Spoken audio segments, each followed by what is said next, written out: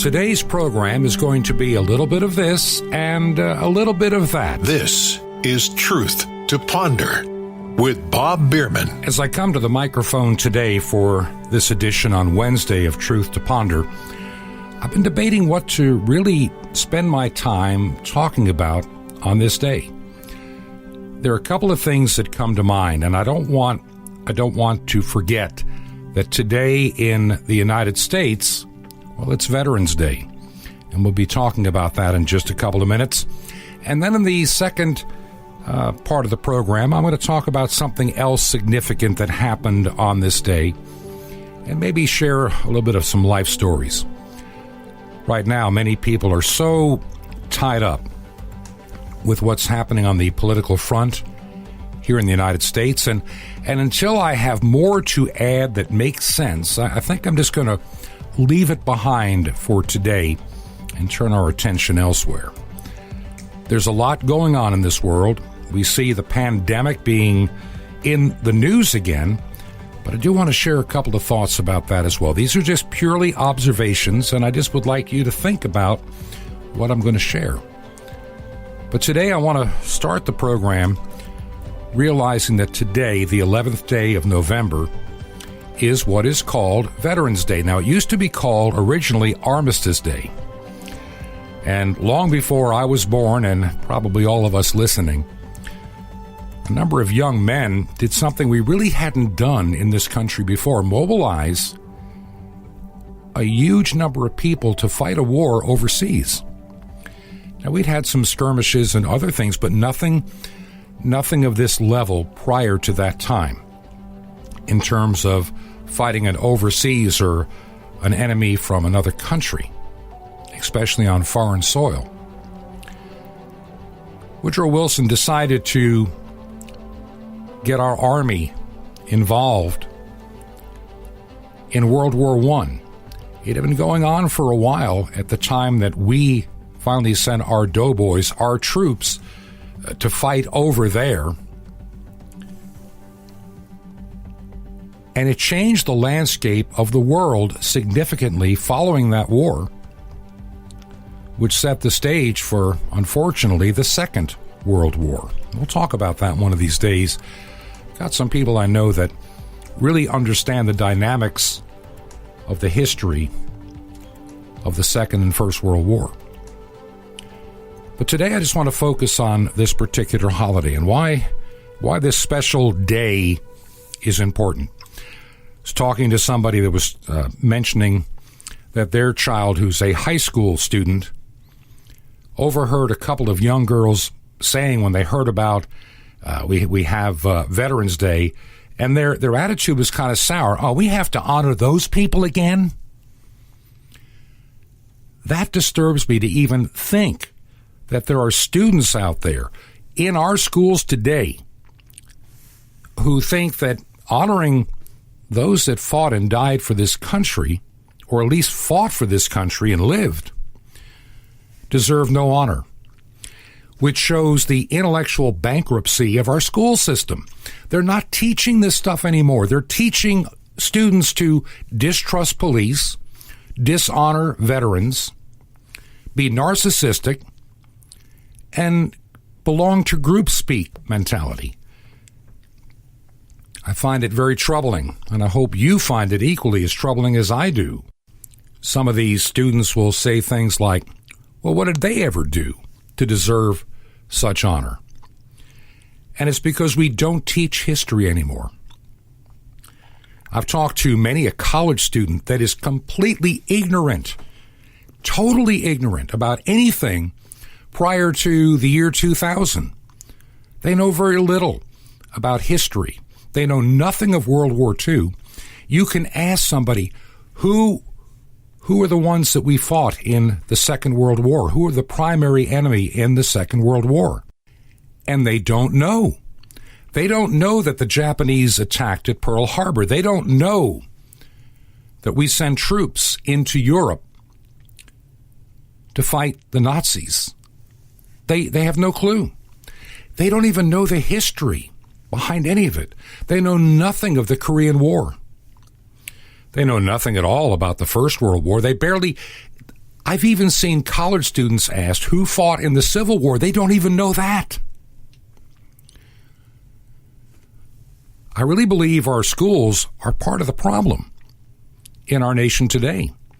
They are the reason we are becoming increasingly divided because of ignorance and stupidity. I have a very low respect for public education, and here's why. I can talk in terms of where we live in Florida and how the school district there brags about their incredible graduation rate. How many people are graduating our high school? It's not like it was in the 30s and the 40s and the 50s where people turned 16. Even when I came along in the 60s, a lot of people at age 16 would leave high school in the 10th or 11th grade and take a good paying job. And I know some of them have done very well for themselves. But the quality of the education we received back when I came along in those years ago is so vastly different today than it was way back then. Like I say, when you talk to people that know nothing about history prior to when they were born, they're going to be doomed to repeat the same mistakes. They're not going to understand the dangers of certain ideologies. They all sound good on the surface, but they're destructive in the very end. And for that, you can thank our public school systems, who have done a dismal job in preparing our students. Like I say, I look at our school district where we live, and they brag about how great they are on their website, how wonderful they're doing. And you stop and think, they're spending $23,000 per year per student of taxpayer money. Let me say that again. They're spending $23,000 per year per student. Wow. And what do we get in exchange? Kids that graduate that know nothing about history, whose grammar is terrible. And I've discovered another thing that has been increasingly happening in our part of the world. If these kids aren't, let me put it this way. I know kids firsthand. This is not second or third hand knowledge in a couple of different school systems. They've gone through their 4 years. They haven't turned in work from their freshman year and their seniors. They don't do the homework, they fail, and so they become special needs and they're socially promoted so they can wear a cap and gown and keep that graduation rate so high. We're not getting our money's worth as taxpayers anymore from the schools. It's just, and here's something else I've noticed. If you look over the past, let's go back to when I graduated high school. We had a lot of expectations, and you had to maintain the grade. You couldn't just, if you didn't show up for class, you're going to be held back. And if you didn't pass the exams, you're not going to graduate. That doesn't seem to happen much anymore. They all seem to find their way through. And I find it very disturbing today with our educational system that we're not getting our money's worth. And we are essentially developing a drone class that will fall for anything because they can't even think for themselves. I've seen that over and over again.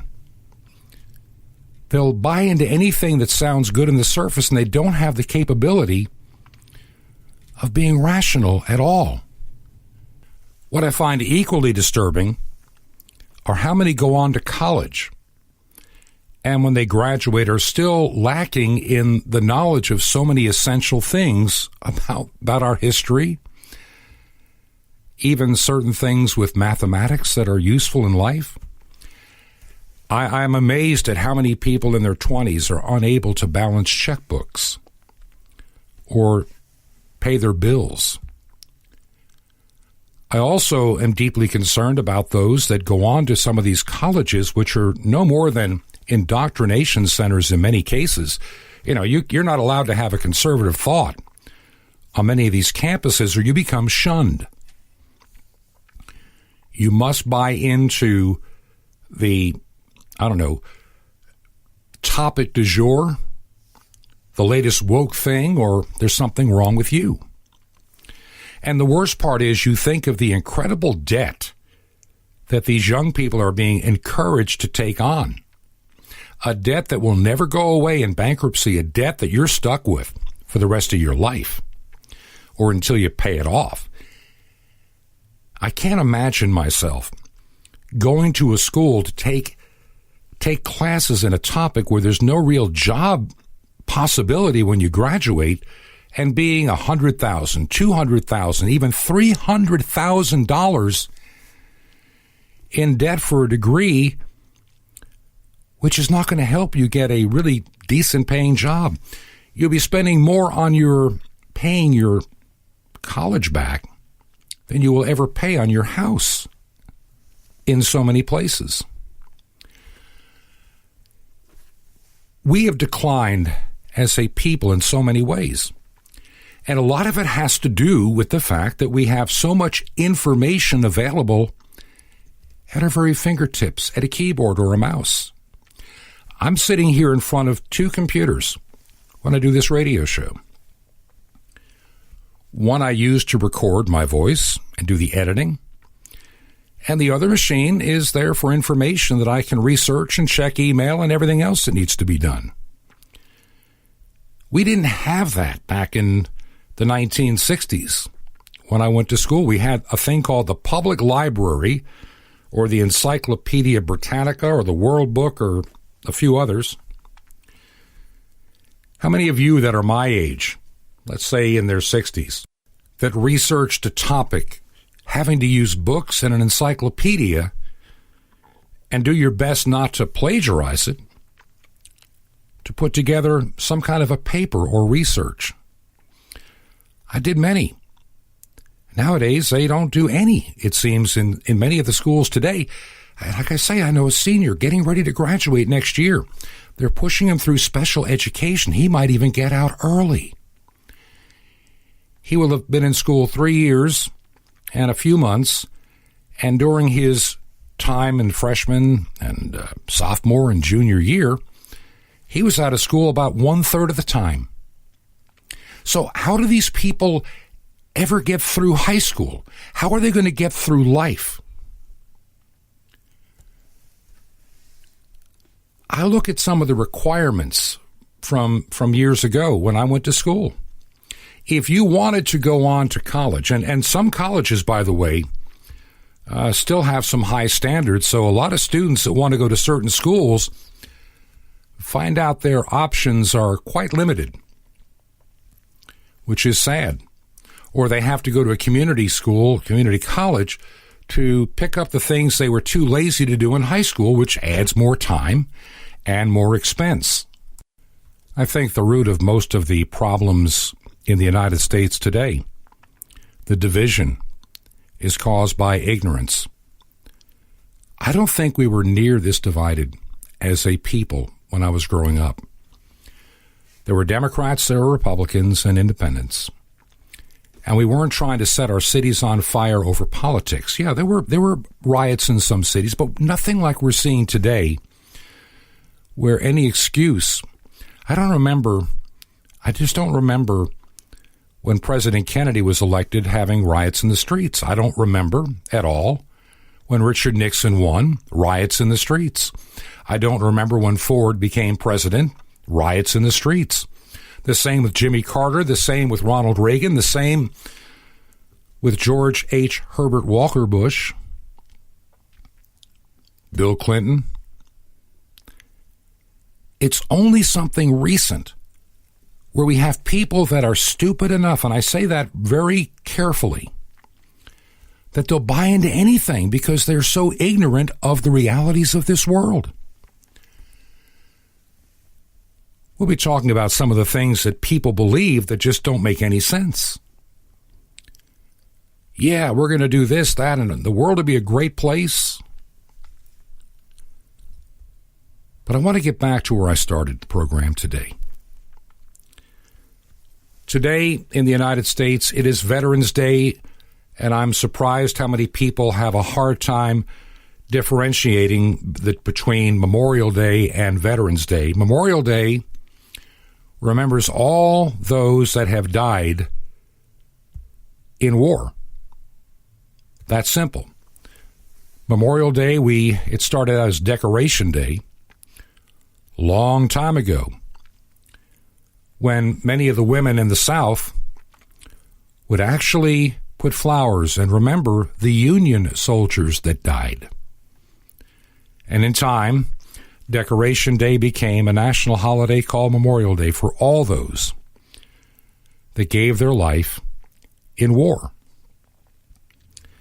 Veterans Day got its start as Armistice Day to remember the end of World War I in Europe. Remember, we had sent troops by the boatload and equipment and arms, and many perished in places like France. This was unprecedented in our history to be involved in such a war on foreign soil.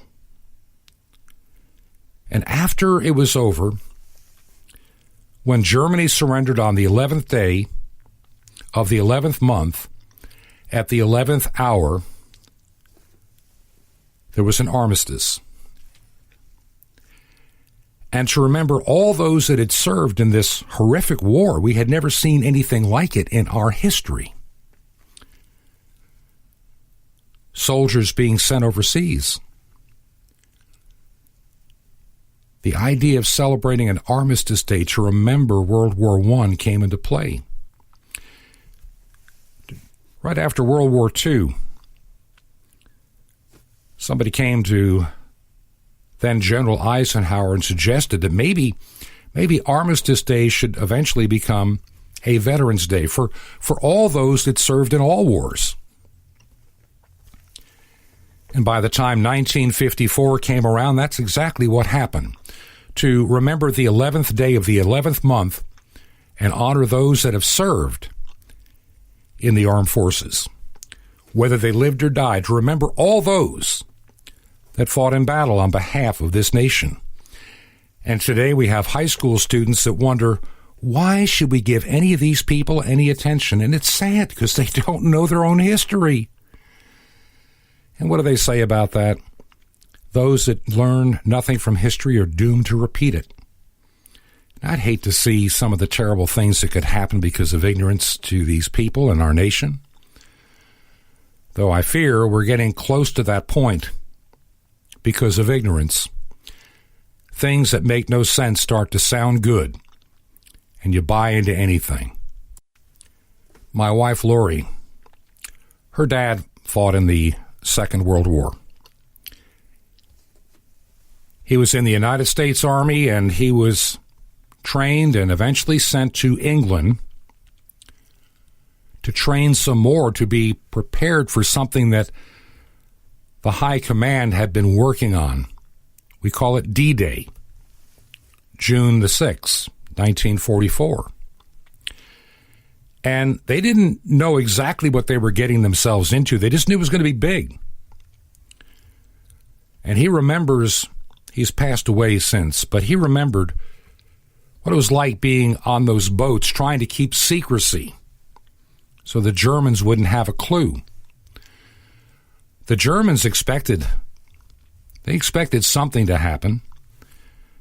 And our people were fairly clever to make a fake army somewhere in another part of England, looking like they were going to go to a different part of France, and that being led by General Patton. But instead it was a different location in Normandy, in France. And soldiers from the United States, some of the Free Army of France that had escaped, England, Canada, all descended at this place that was heavily armed. They had to climb up literally a cliffside to get where they were going. It was not an easy task to do at all. The Germans had incredible armament to protect their seawall. They knew that day was coming. And my wife's dad was one of those soldiers that came across on a troop boat, then into the landing vehicle, and under heavy fire, he survived and made it to the top of that hill, the top of that cliff. And he served all the way through into 1945. When they had the Battle of the Bulge, he was there and made it into Germany in time for the surrender. I salute him and his service on this Veterans Day. My dad, after the attack at Pearl Harbor, my dad was just about 17 at that point. And when he turned 17, my dad enlisted.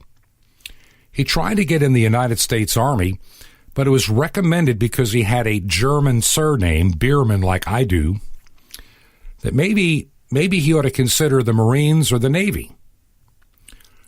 Well, my dad decided, because he was determined to fight the enemies of this country, my dad decided to join the Marines.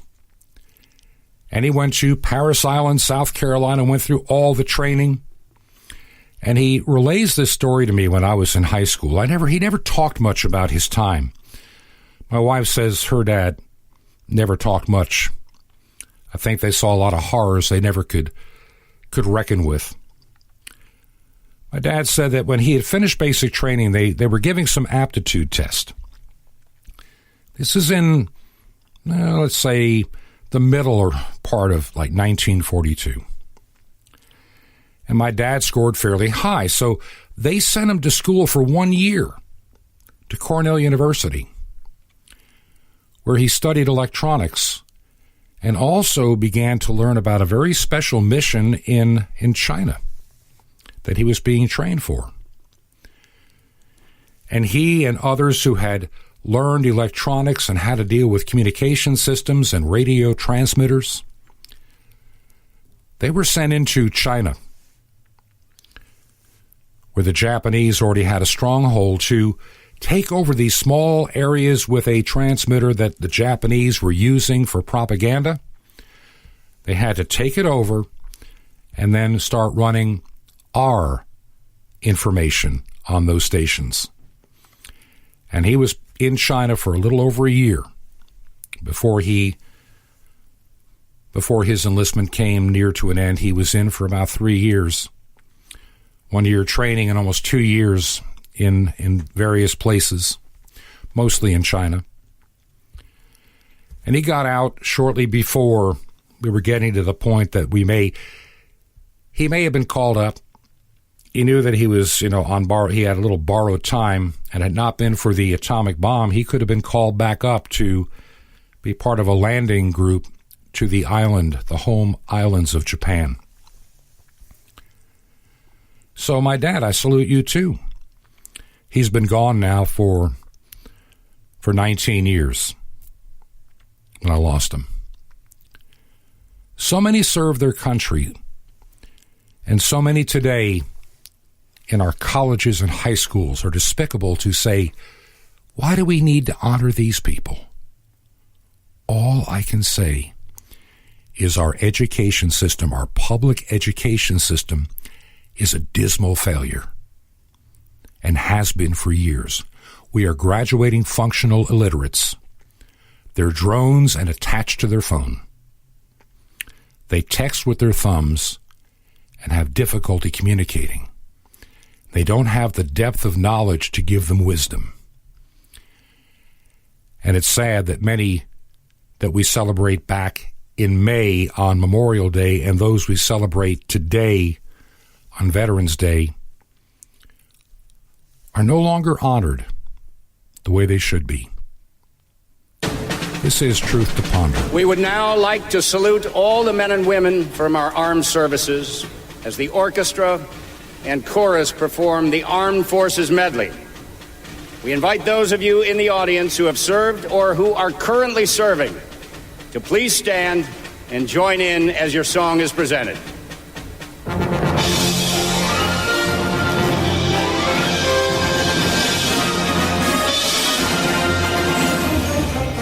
the United States Coast Guard,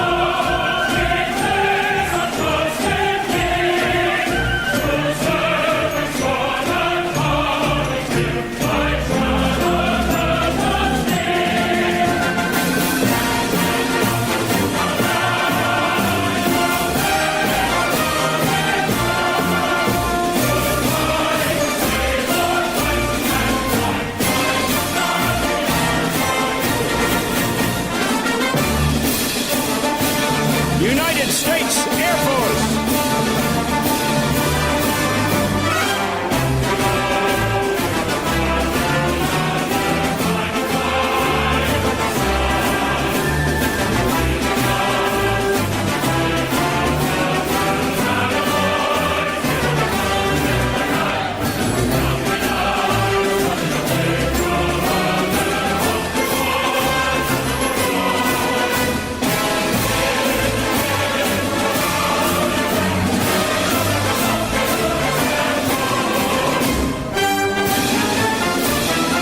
United States Navy,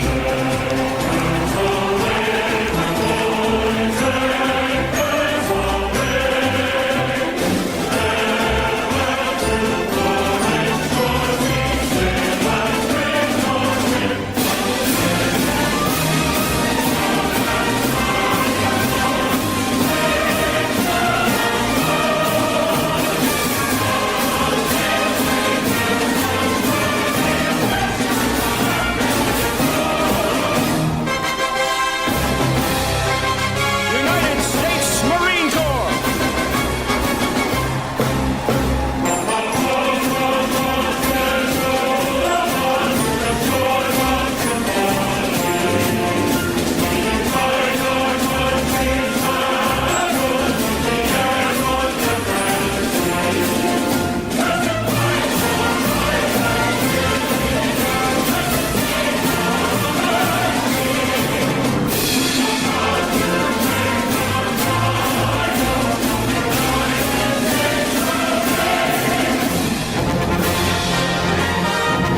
United States Army,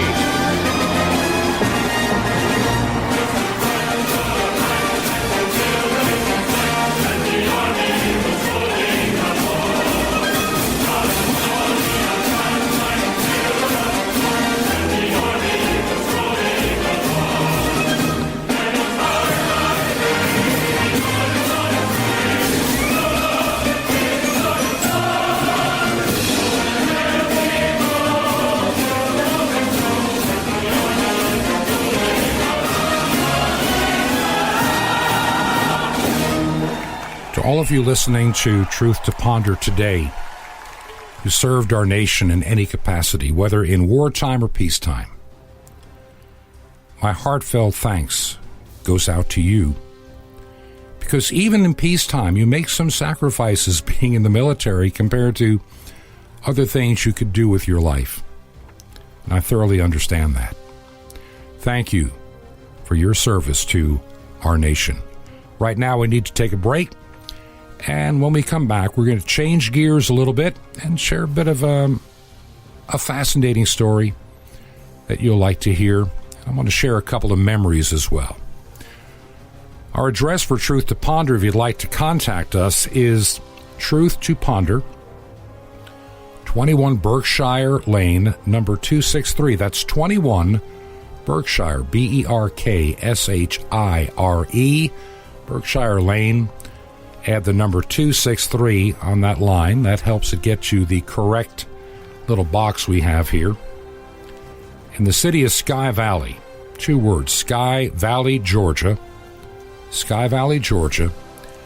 And the zip code is 30537. That's 30537. We will be right back. This is Truth to Ponder with Bob Bierman.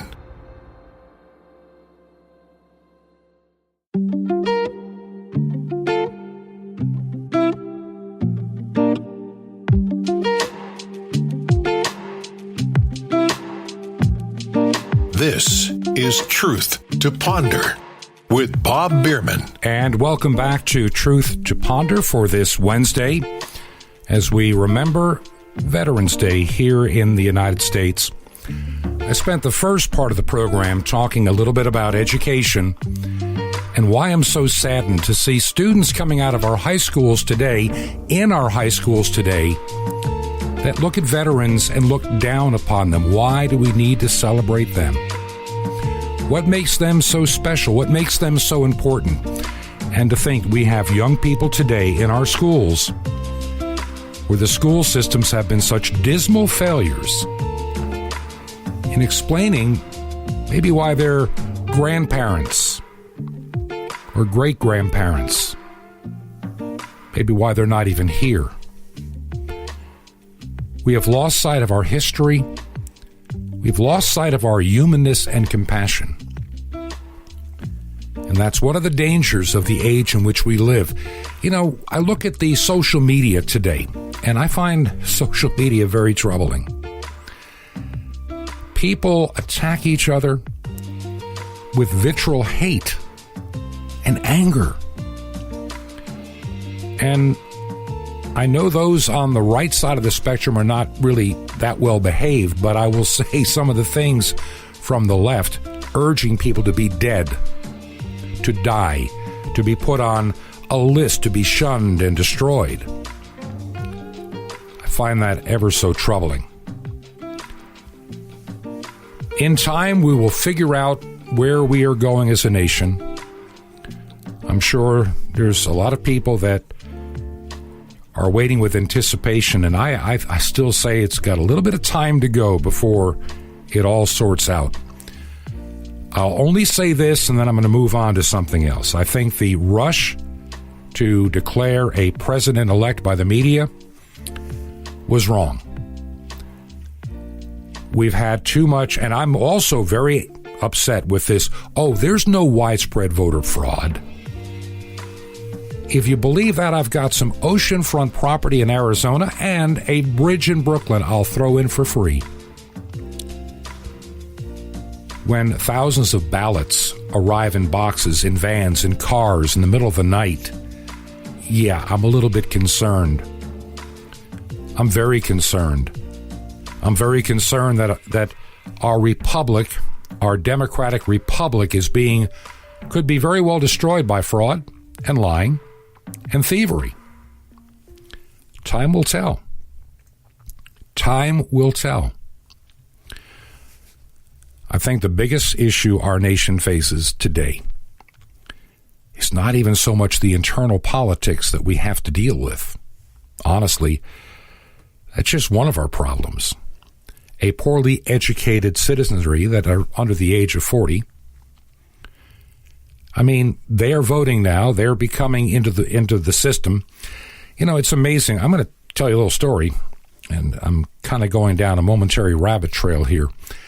A few years ago, my wife and I went into a sandwich shop. Okay, I'll go tell you which one it is. It doesn't make any difference to me. It is Jimmy John's. We were hungry, and it was there at a shopping center, and we decided to go in. Now, this was on probably a weekday in the mid to later part of the afternoon. We had been getting a late start on everything right down to breakfast, but so we're talking like 2:30. It's not exactly the lunch rush hour. And we walked into this Jimmy John's in Port St. Lucie, Florida.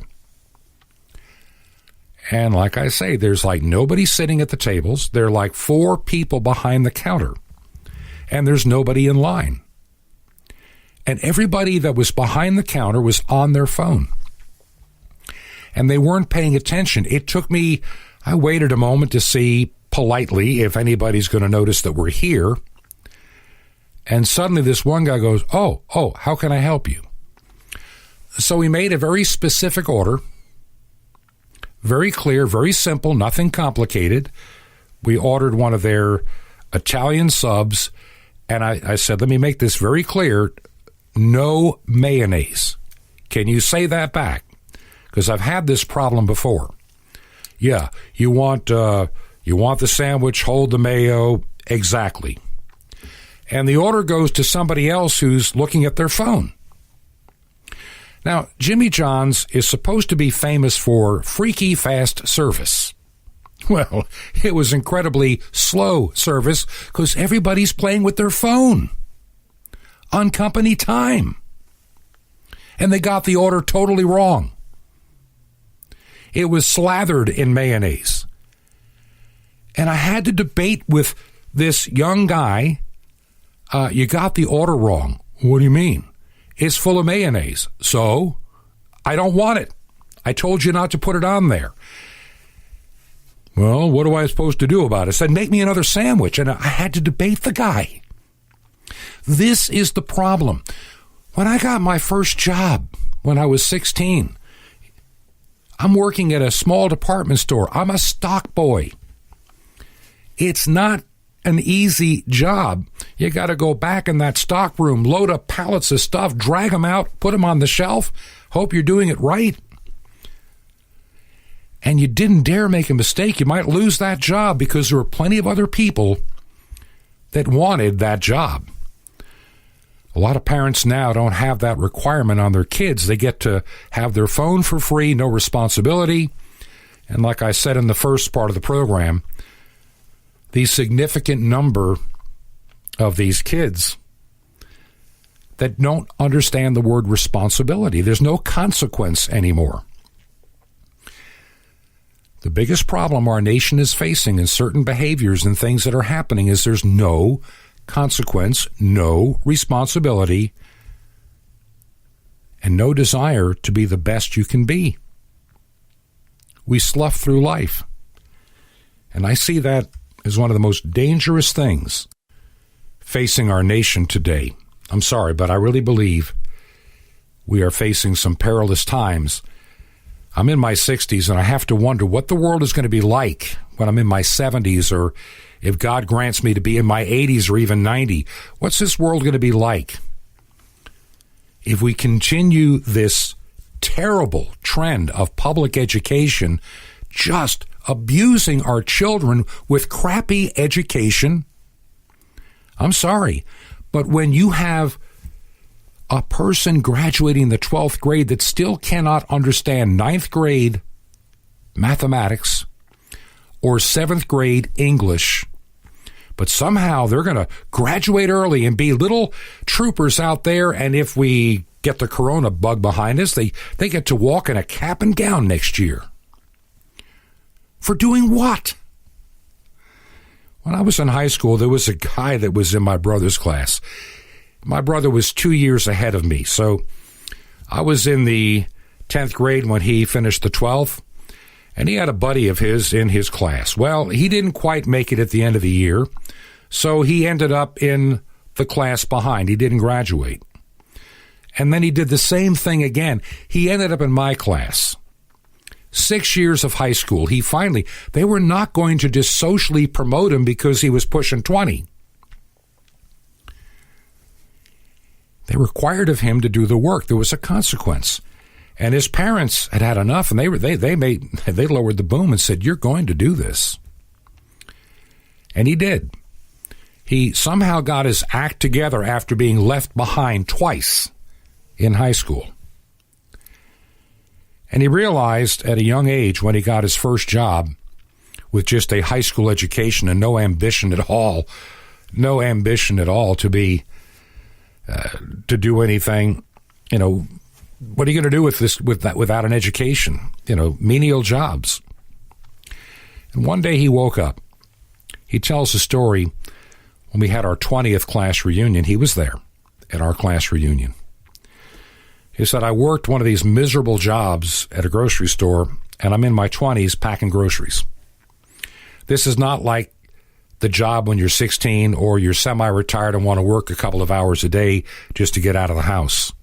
He said, "I'm having to do this 8 hours a day, 5 and 6 days a week." And he said, "I'm not getting anything much more than minimum wage. This is not going to do." And so he decided he needed to do something for himself. And he remembered his grandmother's great recipes for tomato sauce and all kinds of stuff. And he decided to learn how to do some cooking. And he eventually ended up out in the state of Montana, which makes almost no sense how he got there. He tells the story that one day he saved up his money from still living at home, saved up his money, took the recipes that he had learned how to make, and he went out to a town in Montana, and he opened up a business with all that he had and put his heart into it called Red Pies over Montana. Instead of red skies, red pies. And he developed a successful pizza chain. Did very well financially. Went back to school, became a real estate agent, and he is a very successful man to this day. But it took, he didn't get there by just sloughing through. He had to pay a price for not getting the work done, and he did.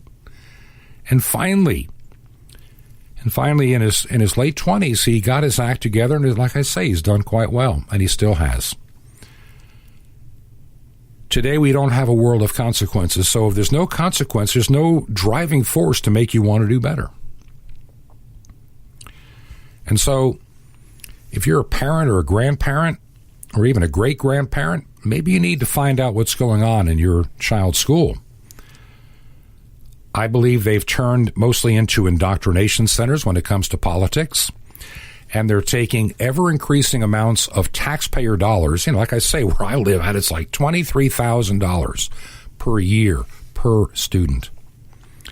Something tells me that if someone gave me 20 students and gave me $23,000 per student, I think I could do a good job of getting them properly educated. I mean, seriously educated. Something else that I've noticed since 1968, this is something that dawned on me not long ago, the number of administrators we have in schools these days. We are top-heavy on administrators making six-figure salaries. When I was in high school, we had a principal, a vice principal, and 2 secretaries, and that was the end of it, right there. Now you have all kinds of guidance counselor, but that guidance counselor also taught a class. So they wore more than one hat. Today, you go into buildings and you got all this office space for all this administration and all this. We have computers today. They didn't even have those back then. They say that we have 8 times the number of administrators in the average school today than we did 30 years ago. It's a profession. And what have we gotten for it? Lowering test scores and standards. That's all we've seemed to reap from all this money we spend. We spend more money, even in spite of inflation, than we ever have on education, and the results are not that great. Money is not the solution. Standards are. All right, to change gears right now, I want to go to a totally different direction on this part of the program. Like I say, this is a this and that program. I'm hoping to have a guest for tomorrow to talk about some fascinating things that I'm seeing occur, and we'll hopefully get confirmation tonight. I want to go back in time, 50 years. 50 years ago, actually 45 years ago, 45 years ago. And I remember the story a little bit on the news, not too much. I had just moved to Georgia in 1975 and was married by this time. And I look back and I want to remember this day, or yesterday actually, but I remember growing up in Long Island, New York. And I'd seen maps of the United States, and I'd seen the Gulf of Mexico, and I'd seen the Great Lakes and the oceans, and we saw a bay every year where I lived at, a small bay. On a map is just a little tiny speck compared to everything else. And I saw the ocean occasionally from Jones Beach, but I'd never seen the Great Lakes. When we moved to upstate New York in early 1968, finally had a chance to see Lake Ontario. And I thought, I'd never seen it. We drove up there, and I'm realizing this thing's like an ocean. It's huge. And I can tell you from a couple of winter storms that I went through there, I've seen waves like a hurricane would see at the Atlantic Ocean on Lake Ontario. I have seen frozen splash and high winds in Ohio on Lake Erie, and the same with Lake Superior, Lake Michigan. We don't realize how massive these lakes are and what a vital chain they make in moving material around.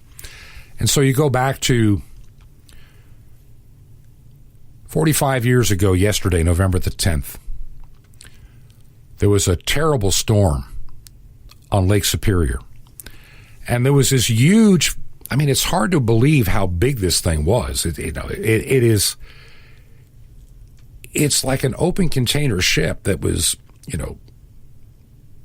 it was like 720 some odd feet long, 75 feet wide. And it had a depth when it was full of like 39 feet. And they would move iron ore from up in Duluth, Minnesota, and try to get the ore to these distribution places, a place like Toledo, Ohio, or maybe Detroit, Michigan, where they had steel mills at that time.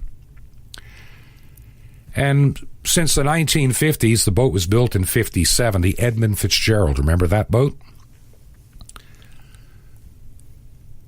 And when I think of the Great Lakes and what I've seen, it's hard to imagine, but I have seen the Fury.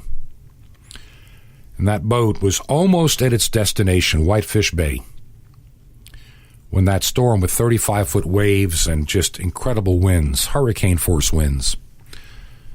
They don't really understand what happened, but the boat split in two and sank. When I was the pastor of a church in Sarasota, Florida, there was a couple that came to that church, and their former church was the Mariners Cathedral in Detroit. And that is the same cathedral and church that was built to always honor the mariners that would be on those seas and risking their lives at times too. That boat sank in 530 feet of water just inside the Canadian line on the lake. It was trying to make its way to Detroit. And after the word came out, the pastor of that church rang the bell 29 times for each life lost on that night of the Edmund Fitzgerald going down. This is Truth to Ponder. The legend lives on from the Chippewa on down of the big lake they call Gitchagumi. The lake, it is said, never gives up her dead when the skies of November turn gloomy. With a load of iron ore, 26,000 tons more than the Edmund Fitzgerald weighed empty. That good ship and true was a bone to be chewed when the gales of November came early. The ship was the pride of the American side, coming back from some mill in Wisconsin. As the big freighters go, it was bigger than most, with a crew and good captain well seasoned, concluding some terms with a couple of steel firms when they left fully loaded for Cleveland. Then later that night when the ship's bell rang, could it be the north wind they'd been feeling?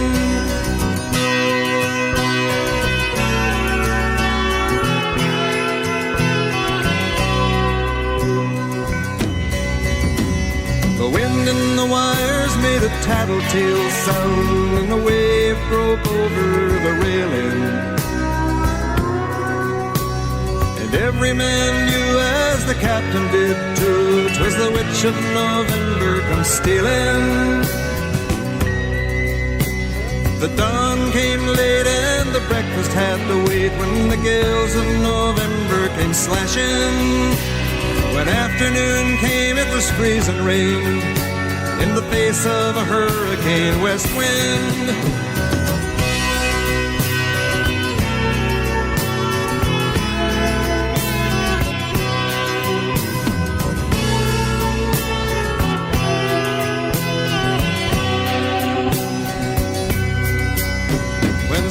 time came, the old cook came on deck saying, fellas, it's too rough to feed you. At 7 p.m. a main hatchway caved in. He said, fellas, it's been good to know you. The captain wired in, he had water coming in, and the good ship and crew was in peril. And later that night, when his lights went out of sight, came the wreck of the Edmund Fitzgerald.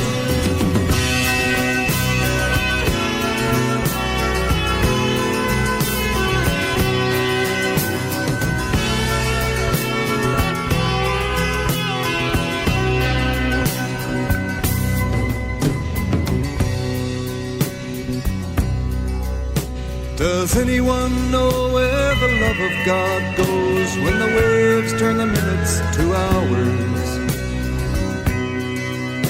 The searchers all say they'd have made Whitefish Bay if they'd put 15 more miles behind her. They might have split up or they might have capsized. They may have broke deep and took water. And all that remains is the faces and the names of the wives and the sons and the daughters.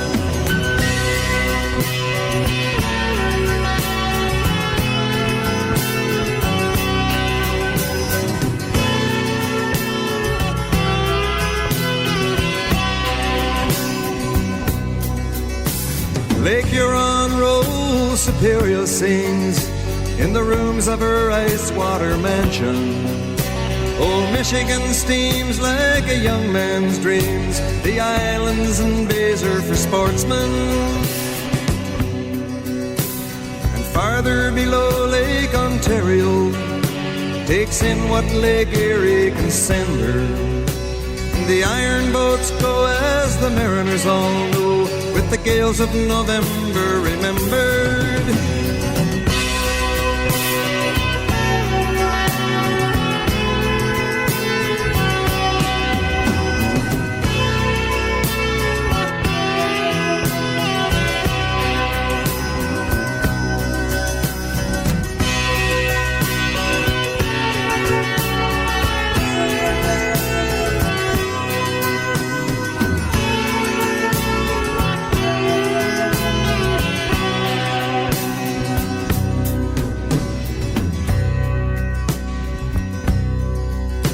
In a musty old hall in Detroit, they prayed in the Maritime Sailors' Cathedral. The church bell chimed till it rang 29 times for each man on the Edmund Fitzgerald. And the legend lives on from the Chippewa on down of the big lake they call Gitchagumi. Superior, they said, never gives up her dead when the gales of November come early.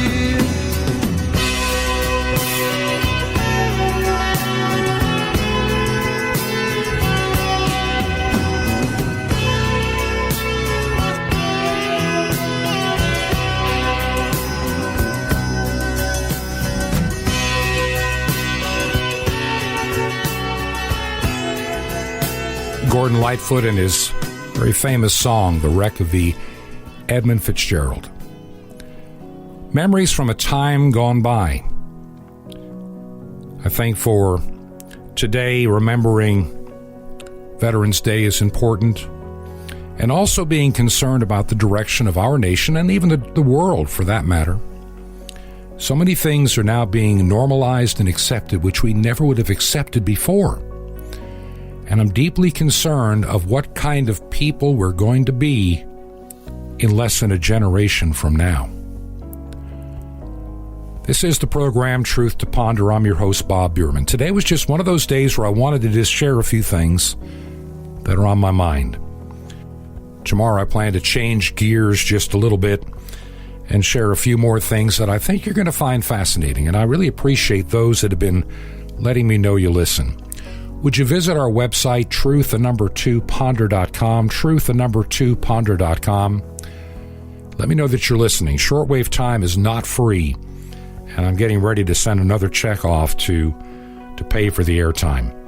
And any help you'd like to give is always appreciated. You can do it from the website or use our physical mailing address here in Georgia, Truth to Ponder, and that is 21 Berkshire Lane, number 263. That's 21 Berkshire Lane, number 263. The 263 is actually our little P.O. box up here in the mountains, our little tiny post office, number 263. And that is in Sky Valley. That's 2 words, Sky Valley, Georgia, 30537. That's 30537. You can email me directly at bob@truth2ponder.com. Let me know you are listening. Until tomorrow, may God bless. This has been Truth to Ponder with Bob Bierman. To find out more, visit our website, truth2ponder.com. That's truth2ponder.com. Truth to Ponder, shining the light of truth in a darkening world.